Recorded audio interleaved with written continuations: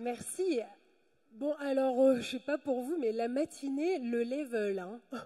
Alors, entre le super philosophe, un des plus grands philosophes du monde, le méga mathématicien, et puis le Che Guevara du développement durable, alors vas-y Fred, tu montes sur la scène après, et en plus, je suis la seule nana, donc il faut que je sois à la hauteur de vous, mesdames.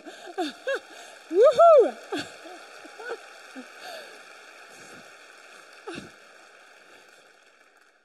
Mais c'est vrai que c'est super. Et quand on m'a invitée, j'ai dit oui tout de suite parce que on m'a dit voilà, finalement, on va oser parler d'amour.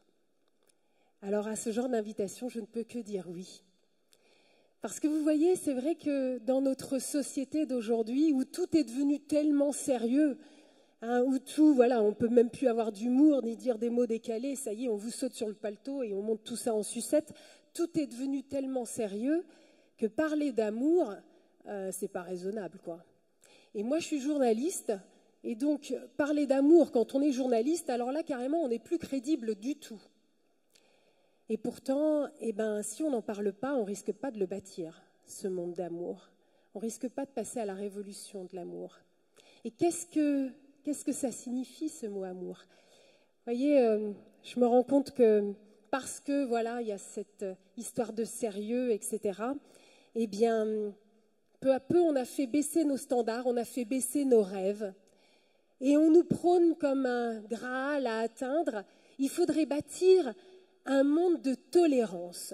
Vous avez déjà entendu ça, on vous parle souvent de ça, hein. Il faudrait bâtir un monde de tolérance. Alors là, on aura vraiment atteint un super niveau pour notre civilisation, notre société. Eh bien, moi, je vous pose la question, qui rêve d'être toléré? Qui rêve d'être toléré? Moi, je peux vous dire que je viens d'une famille un petit peu particulière, où nous arrivions du monde entier, et nous étions tous des enfants blessés, avec vraiment, voilà, des souffrances, un passif, des traumatismes, et il fallait se relever. Et si mes parents adoptifs s'étaient contentés de nous tolérer sous leur toit, nous n'aurions pas été sauvés. Ils ont été jusqu'à nous aimer. Et c'est ça qui a fait la différence et c'est ça qui nous a relevés. Et donc, effectivement, c'est le défi pour notre société aujourd'hui. Il va falloir qu'on apprenne à s'aimer. Il va falloir vraiment qu'on apprenne à s'aimer.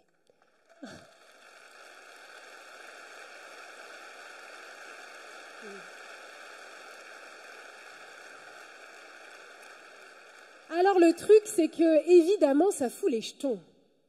Parce que là, effectivement, le défi, il est immense. Et comme l'a très bien dit Thierry dans son introduction, on parle de prendre le risque d'aimer. Parce qu'effectivement, chaque fois qu'on décide d'aimer, eh bien, on prend le risque de souffrir. Parce que d'un coup, la personne que l'on a décidé d'aimer, son sort nous importe. Donc on peut souffrir. Et ça, c'est pas simple, hein, de se mettre dans ce danger-là. Et donc il y a la peur. Et nous vivons dans une société, une civilisation de la peur. Et la peur est entretenue à grande échelle, notamment par les médias. Parce que la peur fait vendre.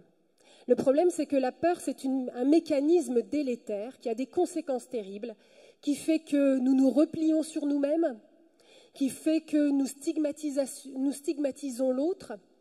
Et puis, peu à peu, eh bien, nous bâtissons des murs qui nous séparent. Et tout à l'heure, Souleymane a parlé donc comme ça de l'ethno-nationalisme, de tout ça. Voilà, c'est tout ce qui va faire que nous allons bâtir des murs qui nous séparent. Alors que justement, la solution, ça va être d'aller à la rencontre de l'autre, ça va être de créer des liens. C'est ça qui va nous relever. Alors, pour mieux comprendre vraiment de quoi je parle, et puisque nous sommes en train de parler des visages du futur et donc de ce monde futur que nous avons à bâtir, sur quelle base on va bâtir ce monde, eh bien parfois pour mieux bâtir le futur, il faut un petit peu regarder dans le rétroviseur, se pencher sur son passé. Et moi, c'est véritablement ce qui m'a nourri, ce qui m'a inspiré à partir dans une nouvelle aventure de vie. Moi qui suis journaliste, donc ça fait une vingtaine d'années que je fais du journalisme à la télé essentiellement dans le monde entier. Et en 2008, j'ai eu un déclic professionnel et un déclic personnel en même temps. Et ça a fait le Big Bang dans mon cœur. Et le déclic personnel, ça a été de me laisser me souvenir à nouveau de toute l'histoire de mon enfance, cette histoire un peu particulière dans une famille extraordinaire, avec un couple d'abord, un couple extraordinaire, mes parents adoptifs, Marie-Thérèse et Michel, qui viennent du nord de la France. Il y a des gens qui sont du nord ici. Il y a des ch'tis dans la salle. Vive les ch'tis.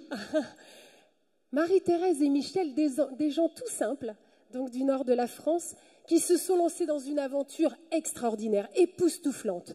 Et croyez-moi, pas une aventure raisonnable et rationnelle, vraiment la folie. Et il faut savoir être fou parfois. Et il va falloir, vous, chef d'entreprise, que vous puissiez être fou parfois. Si c'est pour la bonne cause, alors ça vaut la peine. Et mes parents, eh bien voilà, ils avaient identifié qu'il y a des enfants qui souffrent de telles blessures, de tels traumatismes, de handicaps souvent très lourds, trop lourds, que ça faisait de ces enfants des enfants considérés comme étant inadoptables. Vous imaginez le mot inadoptable sur le front d'un enfant. Voilà, la société les avait déjà condamnés, c'était déjà foutu pour eux, pour ces enfants-là. Et ça, pour mes parents, c'était inacceptable. Et donc, à chaque fois qu'ils croisaient la route d'un de ces enfants dans une situation tellement complexe qu'il était considéré comme inadoptable, ils avaient le cœur déchiré, ils se disaient, on ne peut pas le laisser de côté, on le prend. On le prend. Jusqu'à ce qu'au bout de leur aventure, eh bien, ils auront sauvé, aidé, aimé une vingtaine d'enfants venus du monde entier, tous considérés comme étant inadoptables.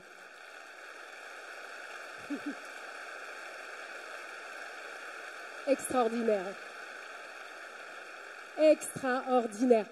Tout est possible. Dès lors qu'au lieu de regarder l'autre avec un regard de condamnation, en gros c'est foutu pour toi, que l'on garde un regard d'espérance. Et là, d'un coup, tout est à nouveau possible. Et donc, c'est vrai que nous avons reçu un amour incommensurable, une tendresse, une patience de la part de nos parents. Mais pour que la sauce prenne, pour que le miracle puisse vraiment se faire, il y a fallu aussi que nous nous aimions entre nous, frères et sœurs. Nous qui arrivions de tous les continents, qui étions de toutes les couleurs, de toutes les ethnies, de toute religion, et de toute forme de blessure, il a fallu que nous allions à la rencontre les uns des autres, que nous apprenions à nous connaître et que nous entrions en relation pour apprendre à nous aimer. Et ça, c'est une clé extraordinaire parce que, voyez-vous, nous vivons dans un monde blessé. Nous vivons dans un monde blessé et nous sommes tous, chacun d'entre nous, des êtres blessés. À des degrés divers et variés, mais à quoi ça sert de hiérarchiser? Nous sommes tous des êtres blessés. Et c'est bien la raison pour laquelle c'est si difficile de nous rencontrer et de dialoguer. Parce qu'un animal blessé, vous n'arrivez pas à vous approcher de lui. C'est très compliqué. Et c'est ce que nous sommes. Et c'est pour ça que nous bâtissons des murs. Et voilà que vous avez donc ces enfants qui arrivent et qui sont tellement différents les uns des autres. Et qui en plus souffrent d'une blessure quasi indélébile qui est celle de l'abandon. Ce sont des enfants qui ont été abandonnés. Et ça, c'est une blessure terrible qui va demander énormément d'amour, de tendresse pour qu'à nouveau on puisse avoir confiance et qu'on se dise « je ne vais peut-être pas être abandonné à nouveau ». Et ce n'est pas simple. Alors pour vous donner juste une petite clé de compréhension de ce dont je parle, qu'est-ce qui nous a permis de nous rencontrer malgré tout ce qui nous séparait ? Je vais vous donner donc quelques anecdotes. Et pour ça, je vais vous montrer une photo qui m'est chère, une photo de quelques-uns de mes frères et sœurs. Voilà, vous savez, on était une vingtaine, alors là, on n'est vraiment pas nombreux. Mais déjà, ce que vous voyez dans cette photo, c'est beaucoup de joie. Vous voyez vraiment qu'il y a des beaux sourires. Ça aussi, c'est une clé importante. Il va falloir remettre la joie au cœur de nos vies. Dans ce monde devenu tellement sérieux et anxiogène, remettons la joie. Parce que la joie, c'est un sacré moteur et ça nous emmène très loin. Et dès lors que nous avons de l'espérance, alors nous avons de quoi célébrer. Alors il va falloir faire la fiesta aussi. Organisez des celebrations dans vos entreprises, les amis. Il faut faire la fête ensemble. Célébrer notre vie ensemble. Alors sur cette photo, vous avez une jolie blonde. Une jolie blonde, c'est ma petite sœur Cathy. Et Cathy, quand elle est arrivée à la maison, elle avait 4 ans et demi, 5 ans. Et elle était toute violence. Quand vous vous approchiez de Cathy, elle vous tapait, elle vous griffait les cheveux, elle vous tirait les cheveux. Enfin, c'était vraiment que de la violence. Alors pendant des mois et des mois, à chaque acte de violence, ma mère répondait par une caresse. Ça vous donne déjà une idée de la tendresse, de la patience de notre maman, sachant qu'elle n'avait pas que Cathy à s'occuper. Pourquoi Cathy était-elle si violente? Eh bien, quand elle est arrivée, elle avait vécu toute sa petite enfance, donc jusqu'à ses 4 ans et demi, 5 ans, dans sa famille biologique. Et en fait, les services sociaux se sont aperçus que durant toute cette petite enfance, elle avait été terriblement, violemment battue par ses parents. Était vraiment martyrisée très violemment. Donc, les services sociaux ont demandé aux parents, mais pourquoi est-ce que vous avez été si violent avec cet enfant? Et ils ont répondu un truc incroyable du genre, oui, mais quand on l'appelle, elle ne répond pas, c'est pénible. Pas étonnant parce que Cathy était née sourde, sourde profonde. Et donc Cathy souffrait de cet isolement de la surdité et en plus, le seul dialogue qu'elle avait avec l'extérieur, c'était les coups qui pleuvaient sur elle. Donc vous imaginez, évidemment, le seul langage que connaissait Cathy, c'était celui de la violence. Et puis voilà que quelques mois après l'arrivée de Cathy, est arrivé mon petit frère Gaston.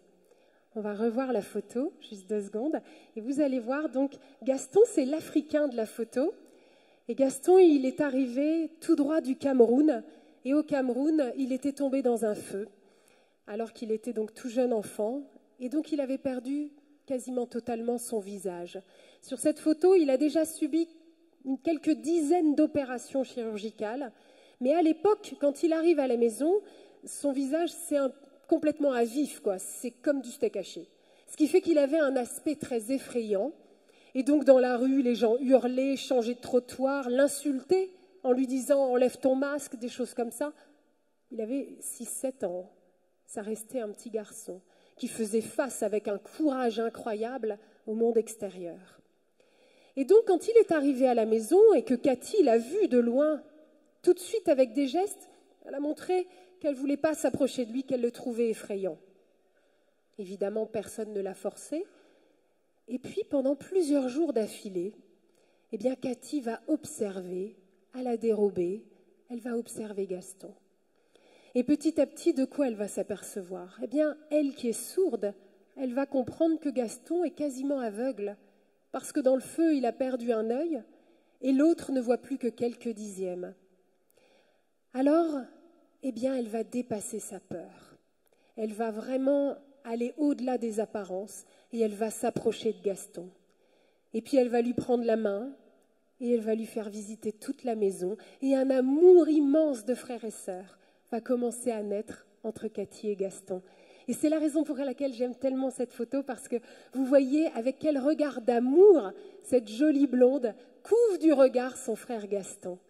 Vous voyez ça, c'est les miracles de l'amour.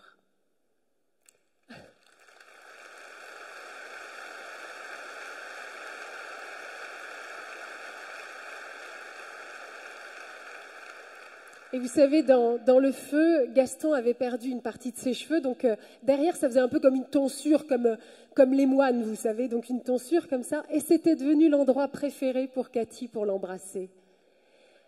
Vous voyez, vous aviez là 2 histoires tellement blessées, vraiment un passé, des traumatismes, des blessures incroyables. Et qu'est-ce qui les a relevées? C'est cette rencontre. C'est cette relation, ce lien. Il a fallu dépasser la peur pour aller à la rencontre de l'autre. Vous savez, il y a une très belle phrase, c'est un prêtre de Jérusalem qui avait dit ça un jour et ça m'avait marqué. Il avait dit, vous savez, la vie, c'est un exode. Sortir de soi pour aller à la rencontre de l'autre. C'est notre histoire à tous. C'est ça notre défi et c'est à cela que notre humanité est appelée. Aujourd'hui, de quoi on parle? On est sans arrêt en train de parler de la transition écologique, de la transition énergétique, de la transition économique. Qui parle de la transition des consciences? Parce que tout ce déferlement de moyens, cette technologie, tout ce dont nous sommes capables, car le génie humain est bel et bien présent en nous, nous sommes capables de faire des choses extraordinaires. Mais au service de quoi? Et aujourd'hui, c'est ça la question que nous devons nous poser. Et je pense véritablement que nous sommes dans une société qui vit véritablement une crise de sens. Nous vivons dans un désert de sens. Et nous cherchons désespérément un cap, une direction. Pourquoi je me lève tous les matins? Est-ce que ma vie a un sens? Est-ce que mon métier a un sens? Et c'est véritablement à cette question-là que nous allons devoir répondre pour que toute cette technologie, tous ces moyens incommensurables que nous avons entre les mains puissent servir véritablement notre humanité et non pas à la détruire. Science sans conscience, hein, vous vous souvenez. Donc c'est ça l'enjeu aujourd'hui. Et l'enjeu, eh bien, cette conscience, ça va être effectivement de se remettre à l'écoute de cette petite voix intérieure qui nous habite chacun, qui est notre boussole et qui sait très bien ce pourquoi nous sommes nés, ce à quoi nous sommes appelés et ce qui va nous rendre heureux. Mais nous vivons dans un monde de médias où le brouhaha devient véritablement du chaos, où nous sommes donc complètement dans un monde de diversion qui nous empêche d'écouter cette petite voix intérieure. Et donc, qui monte tout ça en sauce et ravive les peurs. Donc il va falloir effectivement que l'on puisse retrouver cette vie intérieure pour ensuite pouvoir véritablement se rencontrer. Quand je pense à ma famille, je me dis finalement, il y a eu sous un même toit, eh bien, un condensé du monde. Encore une fois, nous étions de tous les continents, de toutes les couleurs, de toutes les religions, et aussi de toute culture, et aussi de toute forme de blessure. Et donc aujourd'hui, le défi, ça va être de bâtir la grande famille humaine. Parce que c'est ce que nous avons vécu dans ma famille, et je sais donc que c'est possible. Nous pouvons véritablement bâtir la grande famille humaine, et c'est à cela que nous sommes appelés. Nous pouvons vivre en grande famille humaine, l'humanité première, ce que disait Suleiman tout à l'heure. Et pour cela, effectivement, il va falloir apprendre à nous aimer. Alors soyons fous, les amis, et aimons-nous.